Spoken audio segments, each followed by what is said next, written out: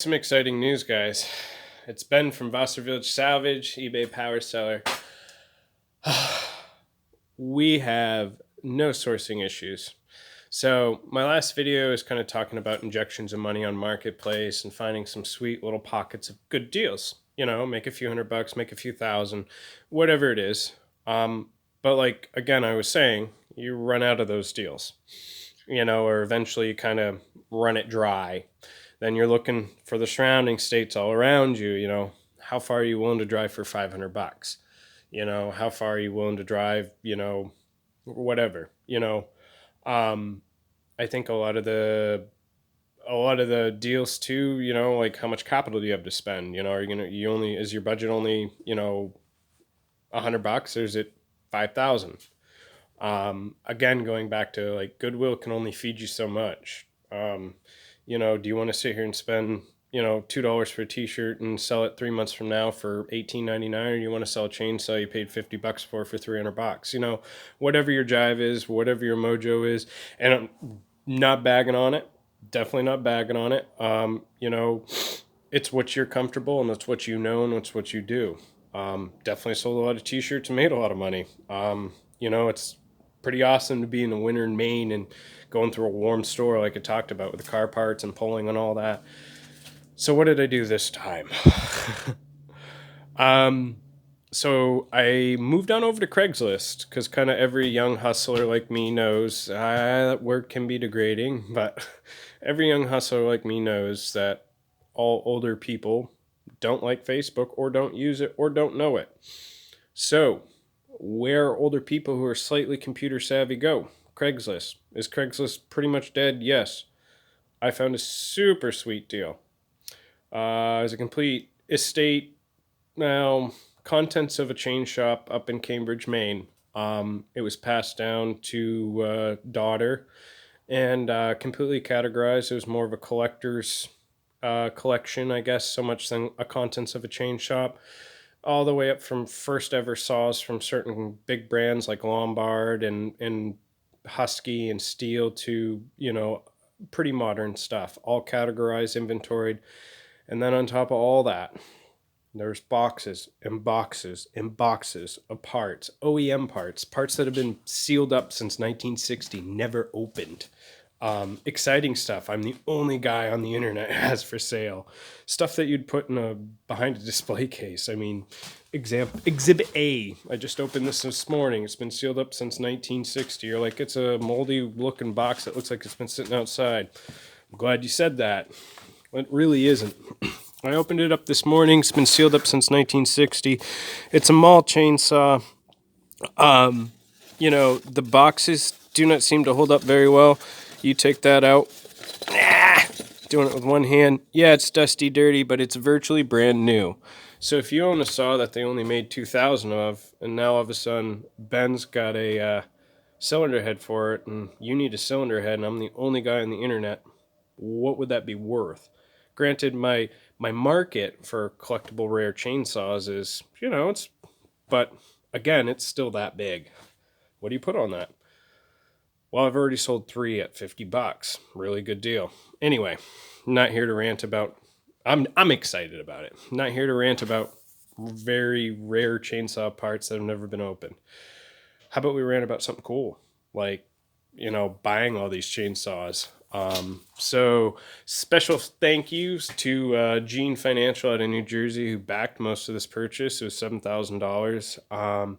Definitely I'm not going to cover numbers and stuff. I want to steer away from, what I made last month total and gross and profit. I don't want these videos to be about that. I never wanted these videos to be about me trying to attract subscribers or things. Just want it to be educational, raw, real, and it's a journey. And you're on it together. Or me and you are on it together. So what did I buy? So the original inventory on all spreadsheet, very well professional done, make, model, serial number, condition, thoughts, where it came from, who it came from, it was about 323. And when I showed up and I looked at the deal, and after about 2 days of haggling with him, we purchased it on Monday, he did say that there was extras added. And there was probably actually a full truckload of parts. A full truckload of parts that would fit in a 4x8 bed. No, 4 by, well, yeah, that would fit in a 4x8 bed, truck bed, flush with the bed. So there realistically is probably about 400, maybe 450 chainsaws. Um, and they're all from like first ever on up to modern. Not a whole lot of modern ones, a lot of super rare stuff, a lot of two-man saws, a lot of cool stuff. This stuff's got a huge market. So let's just take a small snapshot of what I got. We got some 100cc home lights. We got a lot of, a lot of this stuff still got the original paint and decal from 1970. That's a 770D, so it's probably actually, yeah, no, that's 1970s. There's only two Husqvarnas. Just so happens to be, it's an awesome 362 XP. This is our SKU system. 721, we're just doing a number system because it is so many saws that you can actually get lost in. So, this is just insane. There's only 5,000 of these made. This is a Power Machinery LTD from Canada. Yeah, what's that worth? There's a couple that have sold for $2,500 to $2,000. We got our two-man saws. This is a very rare Lombard, made in Massachusetts. Currently auctioned at right now for $200. There was no sold comps on it. Have no idea what it's, have no idea. Put up the weight, they pay shipping, live auction. I'm live auctioning all this stuff and they pay shipping. It seemed like the only logical way to do it. So we have a mall chainsaw over here. Yeah, 2-man, 3-man, depends how big your muscles were. We have manuals. I've been listing manuals, actually started at 5:30 this morning. A lot of this stuff is just so rare. This is a Sally Saw manual. It's from the late 1940s. It's probably the only real 1940s stuff I have in this lot. I think 1948. Like the Sally Saw in itself's worth 2,000, 2,500, right around there. I mean, it's a really rare saw. It's just, yeah. I mean, it's common and it's not. I mean, it's a sought after collector's piece, and to have the original manual is just insane. To have the original manual from McCullough that go back to the 60s, Husqvarna, not so rare. I mean, this stuff, on top of all the chainsaws. So you're like, all right, Ben, you're in your eBay Palace warehouse. I only saw like 30 saws. Walk with me. So we ran out of room in my box truck. So we started putting them under here. They're definitely going to go in a building as soon as they can. Really right now they're just kind of getting listed, getting in dry storage, or we're going to take care of this problem today.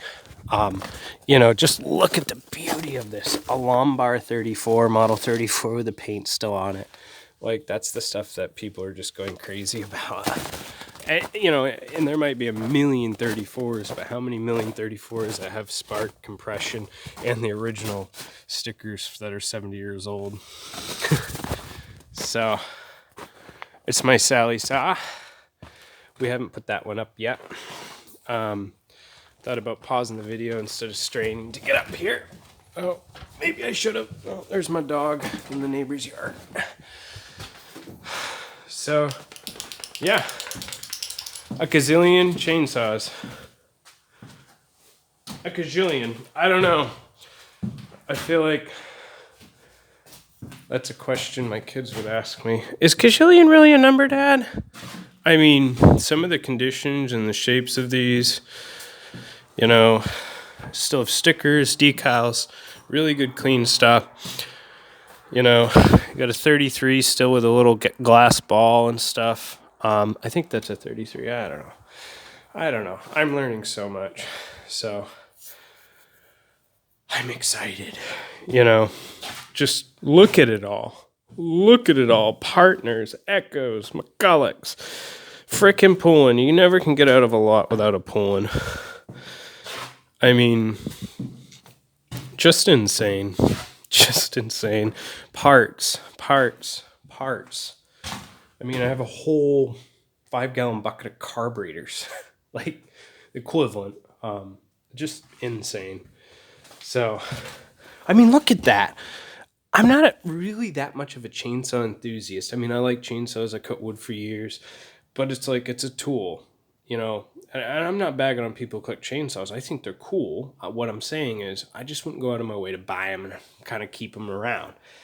But I can appreciate the fact that a 6-year-old saw, 7-year-old, still has the original paint, original ID cover, and had, you know, the original instructions. That, I see a lot of chainsaws, I sell a lot of chainsaws, and I don't see that. And this whole collection, you know, it's been like that. Is it piled the best? Is it organized the best? No. We're working on it. Bear with me. We pulled this off in a blizzard, snowstorm, ice storm, whatever. You pull this off with a U-Haul truck. You know, it's super rare. I mean, the Precision Shaw manufactured in Canada. I just sold one for $400. You know, I got 2 of them.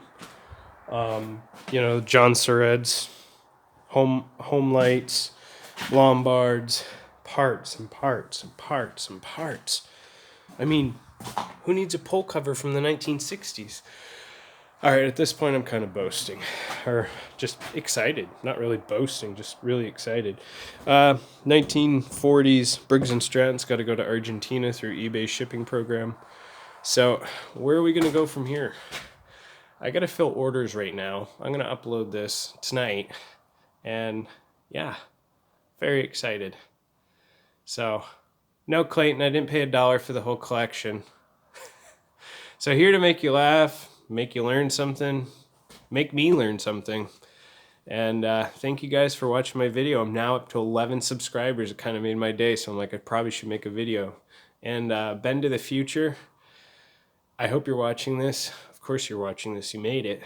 I don't know. What would I say to myself in the future? I'm a little lightheaded. I just have so many chainsaws and so much money. I hope you bought a bigger collection. Take care, guys. Thank you.